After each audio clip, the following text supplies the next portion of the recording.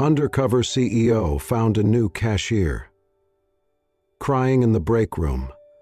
What she said next shattered his heart. Under the dim yellow light of the break room, Ethan paused at the doorway. A soft hum from the soda machine filled the silence, but it was the sound of muffled crying that froze him. On the worn couch near the lockers, a young woman sat hunched over, arms wrapped around herself.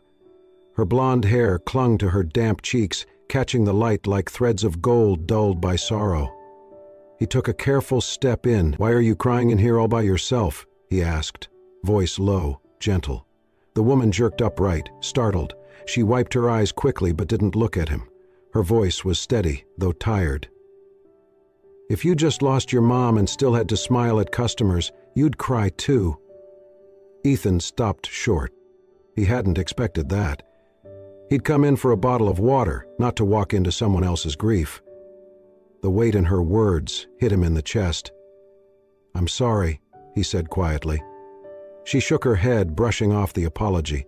She leaned back, eyes dry now but distant.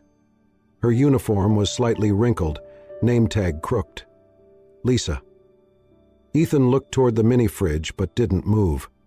The silence between them wasn't awkward. It was full of things unspoken.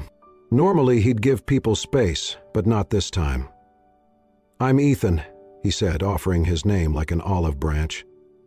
Lisa glanced at him, really seeing him now, assessing, judging whether he was just another person who'd forget her tears within minutes. After a pause, she said, "Lisa." He wanted to say more, to offer something. "Do you want to be alone?" he asked instead. She gave a half shrug. "Doesn't matter. I've got 5 minutes left." He glanced at the clock. She was right. In a few minutes she'd be back at her register, scanning groceries, pretending her world hadn't just collapsed. He sat on the bench across from her. "I didn't mean to intrude. I get it. About losing someone." Lisa looked at him, surprised but stayed quiet. "It's hard to explain to people who haven't gone through it," he said. "They expect you to cry quietly, take a day off, then get back to it like you're fixed." Lisa let out a bitter laugh. "Exactly." He nodded. "They move on. They think you have too." For a moment, she seemed like she might say something, but instead she stared at the floor, foot tapping lightly, counting down the time until she had to wear the mask again. Ethan watched her. There was something in her silence, something strong. He'd known grief, he'd seen it in the mirror, but hers was different, fresh, raw, and quietly unyielding. She's the kind who breaks in silence, he thought, but still shows up. As he stood to leave, he paused. "If you ever want to talk," he said, "or not talk, I'm around." Lisa didn't respond, but as he turned to go, he noticed her eyes follow him. Just for a second. Not with curiosity, not with suspicion, just recognition. The kind one soldier gives another across a battlefield. He stepped back into the store's bright lights, heart a little heavier, mind still replaying her voice. It wasn't just her sadness that stayed with him. It was the strength it took to carry it that quietly. At 35, Ethan Hale was a name well known in the retail world. He was the founder and CEO of Ethan Mart, a grocery chain that had grown rapidly over the past decade, but few knew why he had started it. Ethan's vision had been born from loss, the death of his mother, and a hope that he could create something better for people like her. Elaine Hale had been a single mother and cashier, working late shifts and coming home exhausted, but never failing to smile as she tucked Ethan into bed. She taught him that kindness was not optional, it was a way of life. She never lived to see his success, but Ethan had promised that her sacrifices wouldn't be in vain. When he opened the first Ethan Mart at 25, it wasn't just about groceries, it was about dignity. He made sure employees had paid sick days, flexible shifts, and break rooms with real couches and coffee, not just vending machines. And it worked. The company grew, and for a while so did the heart behind it. But something shifted as the business expanded. More stores, more executives, more investors. Ethan began to notice things. Store reports looked strong, but employee turnover climbed. Managers talked in numbers, not names. Words like efficiency and cost control replaced respect and well-being. Then came the letter, left anonymously on his desk. It was blunt but honest. A longtime store manager described a workplace drained of its original values. Burnout, pressure, fear. "You started something good," the letter read, "but we don't feel it anymore. You built this company with heart, but it feels like the heart is gone." Ethan read it 3 times. That night, he didn't sleep. He remembered being a boy, watching his mother cry in the kitchen after getting scolded for giving a sandwich to a hungry man. He had promised himself then, "If I ever run something, no one will be punished for being kind." Now, sitting in a high-rise office with a view of the skyline, he wondered if he had broken that promise. The decision came quickly, but not out of impulse. It was necessary. If he wanted the truth, he couldn't find it behind a mahogany desk in a tailored suit. He had to return to the floor, to the people. He would go undercover. No press, no assistants, just Ethan, stripped of his title, working as a regular employee. He chose a store far from headquarters, Store 48, a quiet suburban location where no one knew him. There, he applied under the name Ethan J. and started at the bottom. Stock associate. Back room. Night shifts. His job was simple: unload pallets, scrub floors, and take out trash. So, on a cold Wednesday evening, Ethan found himself pushing a mop down the back aisle, sweat gathering at his collar, arms sore from lifting crates of bottled water. Customers passed him by. Employees offered polite nods. No one knew, and for the first time in years, Ethan felt grounded. There was no corner office, no buffer, just him, face to face with the very culture he had created, or perhaps lost. He wiped his hands on a towel, looking down the long row of shelves. "I made a promise," he murmured, "and I need to know if I broke it." The night shifts at Store 48 were quieter than the day, but Ethan had come to realize that was when the truest parts of people revealed themselves. Under fluorescent lights, stripped of the rush and noise, the rhythm of the store slowed into something almost human. That was when he began to notice her. Lisa. She worked Register 3, always took the closing shift, and rarely spoke unless spoken to. She was slender, with pale skin and long blonde hair that she kept tied back in a loose ponytail. But what struck Ethan wasn't her appearance, it was her eyes. There was something in them he couldn't name. Not sadness exactly, but a certain stillness, like someone who had learned to live with something they never quite healed from. She was always kind to customers, but not in a performative way. It was quiet kindness, real. When an elderly man came through her line short $2 for groceries, she pulled the change from her own pocket without hesitation and told him not to worry about it. When a young mother's toddler threw a tantrum and knocked over a display, Lisa calmly knelt down to help clean up while offering a gentle word to soothe the panicked woman. She took shifts no one else wanted. She clocked out late. Ethan once watched her mop up a coffee spill that wasn't even in her department, simply because no one else had noticed. She never complained. She never expected praise. She just did what needed to be done. And yet, she never smiled with her whole face. Ethan watched her from afar, not in a way that felt intrusive, but observant. Every time he saw her interact with a customer, he found himself trying to read between her gestures. The way she gripped the counter a second longer after a particularly rude exchange. The way she turned away quickly after a polite laugh, as if afraid the mask might slip. One evening, he saw her walking alone toward the break room at the end of her shift. Her shoulders were tense. She glanced over her shoulder once, then disappeared behind the swinging door. That was the first time he wondered what burden she was carrying. He couldn't stop thinking about her. It wasn't romantic, at least not yet, but it was something deeper. Something like recognition. He saw in her the quiet strength of someone who endured, who kept going not because they had the energy, but because they had no other choice. Ethan had spent the past week pushing carts, restocking shelves, and cleaning up broken jars. His body ached in places he had forgotten could ache, but nothing unsettled him like the presence of this girl who wore her pain like a second skin. One night, as he walked past her register during closing, he heard a customer bark at her for scanning an item twice. She apologized immediately, voided the duplicate, and handed the woman her receipt with steady hands. As the customer walked away, Ethan caught a glimpse of Lisa's face. She was still smiling, but her eyes looked like they were somewhere else entirely. That was when it hit him. Whatever pain she was holding, it was old, worn in, like a coat she had grown used to wearing. Why does she stay here? Ethan wondered later that night as he sat alone in the break room. Why does a girl like her choose this life? Is it really a choice at all? He thought of his mother, of how she had smiled for him even when her world was falling apart, of how she had said that some people give more than they should because they're afraid no one else will.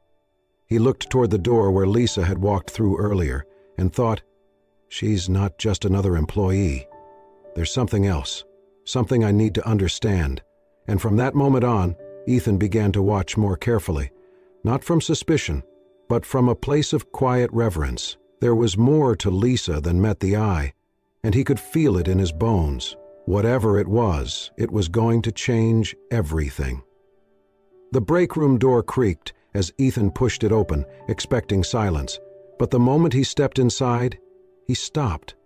There she was again, Lisa sitting on the edge of the couch, elbows resting on her knees, a worn photograph clutched tightly in her hands.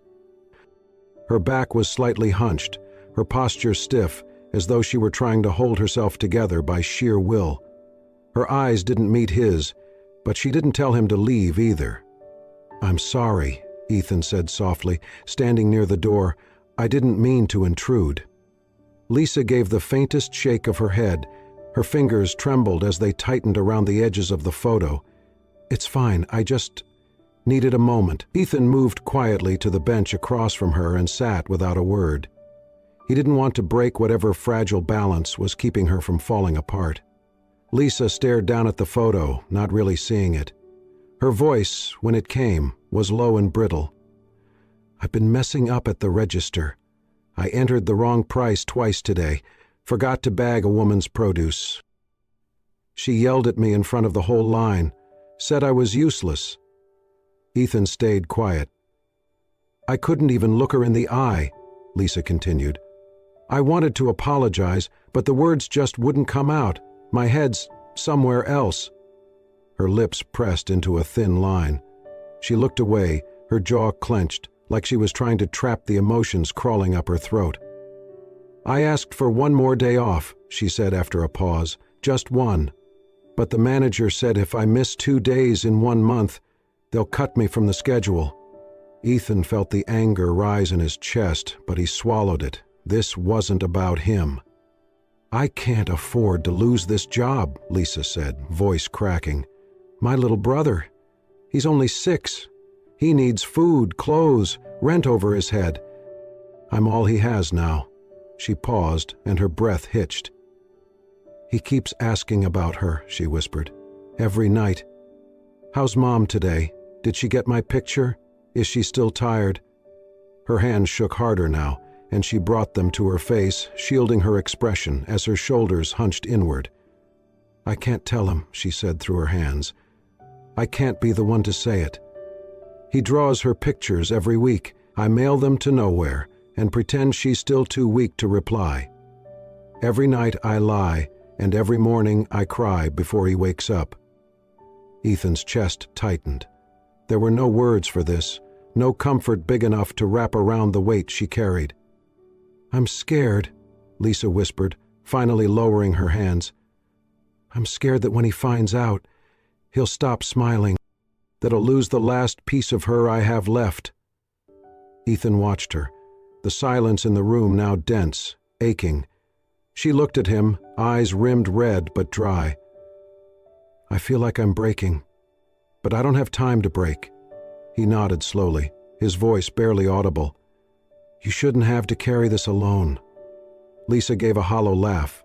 But I do. That's the thing. No one else is going to step in. If I fall apart, everything falls apart with me. She leaned back against the couch, the photograph now resting on her lap. Ethan glanced at it, 3 smiling faces, one of them a boy with bright eyes and gap-toothed grin.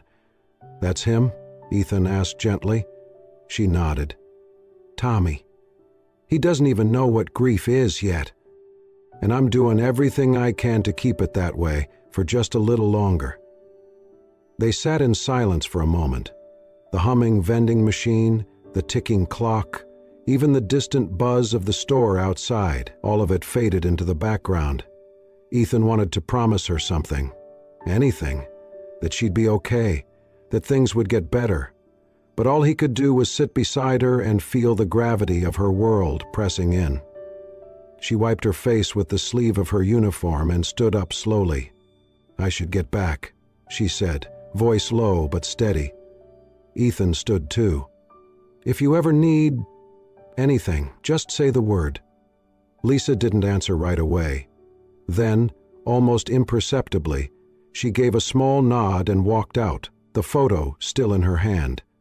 And Ethan, left behind in the quiet, knew something had shifted. He had seen pain before, but not like this.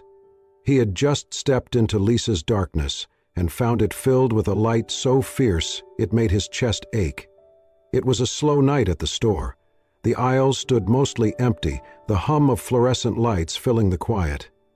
Ethan, finishing his shift, wiped down a shelf in frozen foods when he noticed Lisa in the adjacent aisle, kneeling by the soup cans, methodically organizing with mechanical focus. Her movements were sharp, precise, but lacked any energy. Her eyes stared forward, unfocused. He hesitated, then approached. Need a hand? Lisa glanced up, startled, then managed a small, tired smile. I'm good, just keeping busy. Ethan crouched beside her and began stacking cans. Sometimes that helps. Silence followed, but not uncomfortable. Then Lisa spoke, voice soft. You ever meet someone? Just once, but they changed everything? He looked at her, surprised. Yeah, I think I have. Lisa nodded. My mom used to say that. There was someone like that for her. Ethan paused. Who? She was driving late, 10 years ago. It was raining hard. Her car spun off the road into a ditch. She was trapped, scared. Lisa's voice dropped, touched with something reverent. He said a young man stopped, mid-20s maybe. He pulled her out, drove her to the hospital, stayed the whole time. Argued with the nurses to get her seen faster. Ethan's breath caught. She never got his full name. He told her he was Jonathan Hale. The name rang like a bell in Ethan's mind, and for a moment everything froze. Jonathan Hale. It was his name before he changed it legally, just before founding the company. At 25, he'd wanted a clean start. He'd taken his middle name, left Jonathan behind, and became Ethan Hale. He remembered that night. The pouring rain, the car overturned in a ditch, a woman injured, frightened. He'd smashed a window, carried her out, and driven her to the nearest hospital. Waited until she was admitted. She had thanked him. He had nodded, said it was nothing, and walked away. Now here he was, 10 years later, listening to Lisa tell the story. She always called him her angel, Lisa said. Said he didn't just save her body. He reminded her that good people still exist, that kindness mattered. She reached into her pocket and pulled out a folded piece of paper. Its edges were worn. She wrote this, Lisa said. She never sent it. She kept it by her bed. She handed it to Ethan. He took it with careful fingers, unfolding it slowly. To the young man who pulled me from the wreckage, you may never know what you did for me that night, but you didn't just save my body, you saved my belief in people, in decency, in good. If my daughter ever meets you again, I hope she sees what I saw, a heart that didn't hesitate. If I'm gone by then, please know, you gave me more than one night of life. You gave me 10 more years with my children. Thank you. Elaine Carter? Elaine, that was her name. Ethan's throat tightened. He looked at Lisa, the realization settling in with full weight. She was the girl from that night. 14 years old, then. He remembered her faintly, waiting in a hallway with a coloring book, blonde ponytail, wide eyes full of worry. Now here she was, grown, hurting, strong, and he had been beside her for weeks without knowing. She had no idea the man in the story was sitting in front of her. "Are you okay?" Lisa asked, noticing the shift in his expression. Ethan nodded slowly, folding the letter with trembling hands and offering it back. "Yeah, that's a powerful letter." Lisa gave a soft smile. She believed people like him were rare, people who did good and didn't want anything back. Ethan took a breath, forcing himself to stay steady.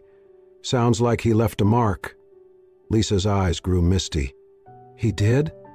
She tucked the letter away and stood, brushing off her pants. Ethan remained still, his thoughts spinning. Was it really her?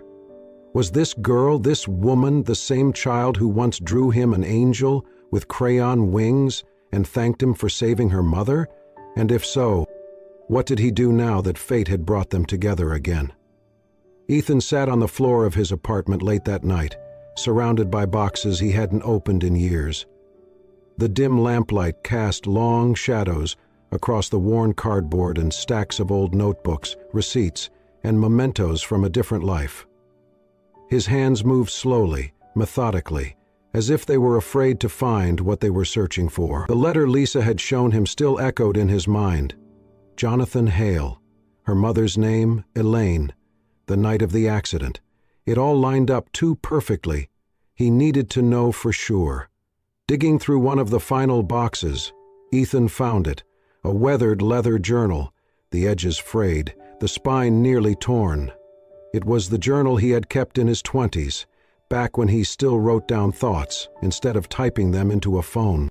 He flipped through the pages, notes about early business ideas, reminders, short entries about long nights, and dreams he barely remembered anymore. Then he found it. Tucked between 2 pages, pressed carefully between paper and leather, was a small drawing. The paper was faded now, its edges curled with time, but the image was unmistakable, a childish crayon sketch of a smiling angel with big wings and a gold halo, and at the bottom, written in large, uneven letters, "Thank you, handsome man, for saving my mom, Lisa." Ethan froze. His breath caught in his chest as he traced the lines with his fingertips. The angel had brown hair and a blue shirt, just like he had worn that night. The wings were lopsided, the face crudely drawn, but the message was clear. He remembered now, it was just a few days after the accident. He had gone back to check on Elaine, to make sure she was recovering. She had invited him into their modest home, a small rental on a quiet street. The furniture was old, the kitchen smelled like warm bread, and the walls were lined with photographs of a life built with love. Lisa had been there, maybe 14, a thin girl with bright blonde hair pulled into a messy ponytail and eyes too wide for her face. She had peeked around the corner, shyly at first, then run up to him, holding the drawing with both hands. "I made this for you," she'd said, smiling. "You're like a real-life angel." He had laughed awkwardly, flattered but unsure how to respond. He took the drawing, thanked her, and promised to keep it. And he had. Until tonight he had forgotten. Now, 10 years later, the same girl, now a young woman, was back in his life, broken but brave, carrying the weight of a world that had never gone easy on her. He stared at the drawing, a lump rising in his throat. Emotions surged through him, disbelief, sorrow, awe. The kind of awe that comes when the universe circles back and places someone you once knew into your path again. Just when you're finally able to understand why, tears welled in his eyes. She had called him a guardian angel, but the truth was he had only been there for a moment. A passing light in one of the darkest nights of her mother's life. Yet somehow that moment had mattered. It had lived on. In Lisa, in her mother, in that letter she had never sent, and now she was in pain, alone, carrying not only her grief, but the responsibility of raising her younger brother, working herself into exhaustion just to survive. And still she had kept the gentleness her mother had loved, the decency, the strength. Ethan wiped his face with the sleeve of his shirt, trying to steady his breath. "She remembered me," he whispered. "All this time.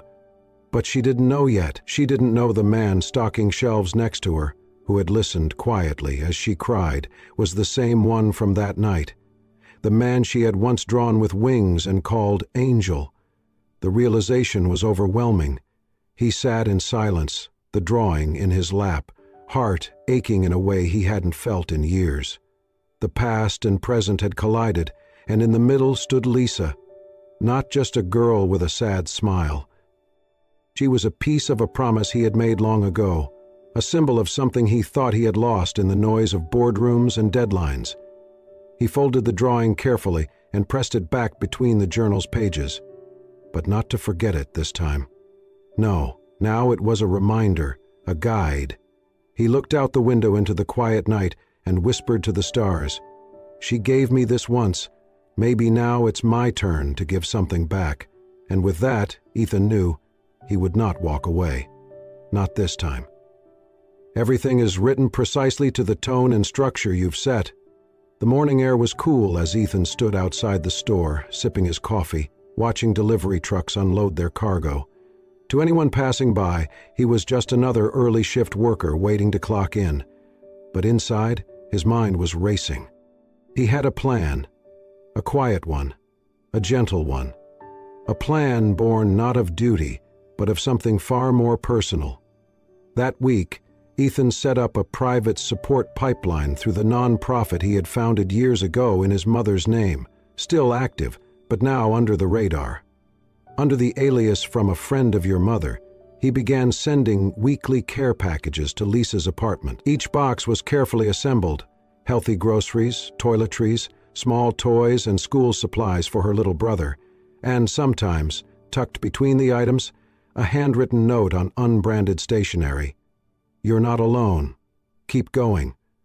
Or, "Your strength is seen even when you feel invisible." He knew she would be suspicious at first, but he also knew she needed to believe in grace again, in invisible kindness, just like her mother once had. Then came the song. One night in the break room, Ethan had overheard Lisa humming softly as she folded receipts, just a few faint notes, almost lost in the hum of the vending machine. But he recognized it. It was the same melody her mother had hummed years ago in that hospital room. A lullaby passed down. He recorded it discreetly on his phone and later sent it to a composer friend, along with a simple request. "Can you make this into something she'll never forget?" The final piece arrived a week later.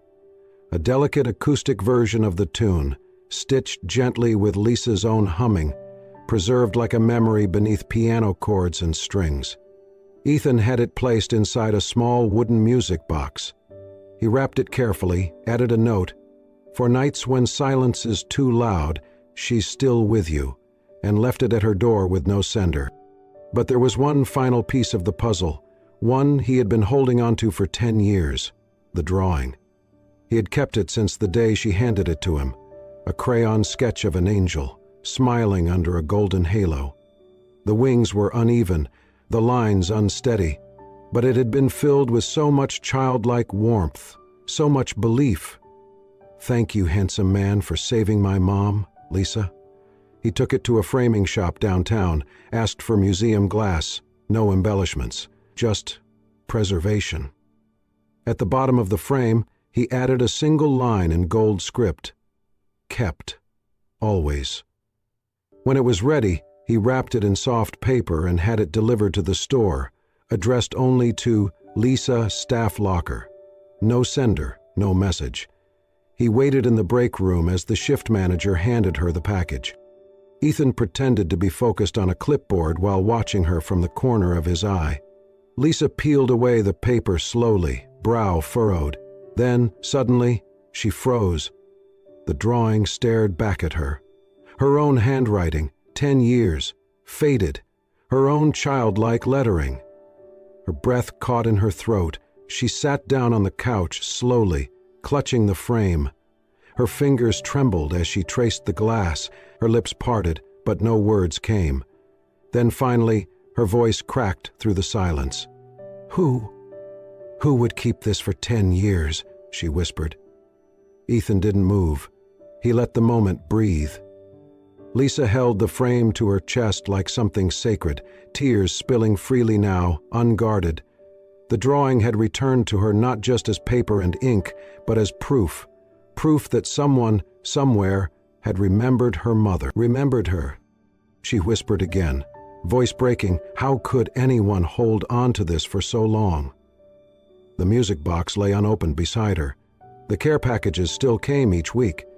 But nothing moved her like this, because this was a part of her she thought had disappeared into time. And Ethan, standing quietly just a few feet away, knew he had given her something no amount of money ever could. Memory, validation, love. Silent, unseen, but real. The conference room at Store 48 buzzed with quiet confusion. No one knew why every employee, from cashiers to janitors, had been called in after their shift. Chairs lined the floor, coffee and snacks set up.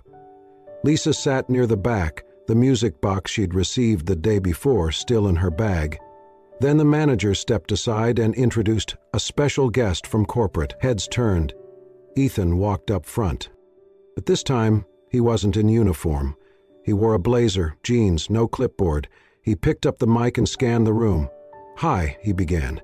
"Most of you know me as Ethan J., the guy in the stockroom who can't wrap a pallet straight." Laughter stirred. He smiled. "But that's not my full name. I'm Ethan Hale.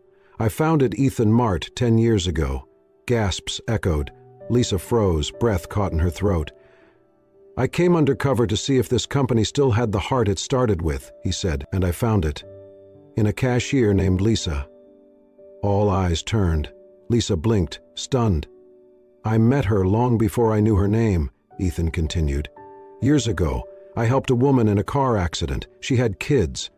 One gave me a drawing of an angel. That girl is here today." Lisa's hands rose to her face. "Lisa," he said gently, "you reminded me why this matters. That strength isn't loud. Sometimes it just shows up, day after day, and keeps going." She stood slowly, trembling. Ethan's voice steadied. "From today, we're changing things. This company will prioritize people, better benefits, mental health support, and new programs to help single parents and the unhoused. We're rebuilding what matters." Applause filled the room. Lisa stood still, overwhelmed. Ethan stepped down and walked to her. He reached for her hand. "I met you when you were 14. You called me a guardian angel, but really, you saved me." Tears streamed down Lisa's cheeks. "I've loved you quietly," he said. "Not for who you wanted to be, but for who you are. For the way you kept believing in good when life gave you every reason not to." He exhaled. "I love you, Lisa. Not because you need saving, but because you reminded me how to live." A hush settled. Lisa didn't answer with words. She stepped forward and embraced him, strong and sure. Then a whisper, "Yes, I know." They didn't need fine restaurants or luxury trips. That weekend they strolled her neighborhood, eating tacos from food trucks, laughing beneath dim street lamps. Lisa felt free again, like her soul had room to breathe. Ethan didn't check his phone. He didn't rush. He just held her hand like it meant something. One afternoon, Lisa brought him and her little brother Tommy to the cemetery. They laid white daisies, her mom's favorite, on the grave. Tommy knelt and placed a drawing beside the headstone. Ethan knelt too, laying a hand on the boy's shoulder. "I didn't know your mom like you did," he said softly. "But I think she'd be proud of both of you." Tommy looked up. "Do you think she knows?" Ethan nodded. "She knows." Then he whispered to the grave, "I promise, I'll take care of them, as long as I live." Lisa stood quietly behind them, eyes shining. When Ethan rose, he reached for her hand. Together the three stood in the soft breeze, the flowers swaying. No more words needed, just the quiet, beautiful truth. They had found their way back to the heart, and so what began with a tear in a break room ended in a promise beneath the sky, a promise born not from grand gestures, but from small moments of truth, kindness, and quiet love. Ethan found his purpose again. Lisa found the strength to lean on someone. And Tommy found someone who would never walk away. If this story touched your heart, reminded you of the quiet heroes around us, or made you believe once more in the power of compassion, please consider subscribing to Soul-Stirring Stories. Here, we don't just tell stories. We tell the ones that stay with you. Subscribe, like, and share to keep these stories of hope alive. Until next time, may your heart be kind and your soul stirred.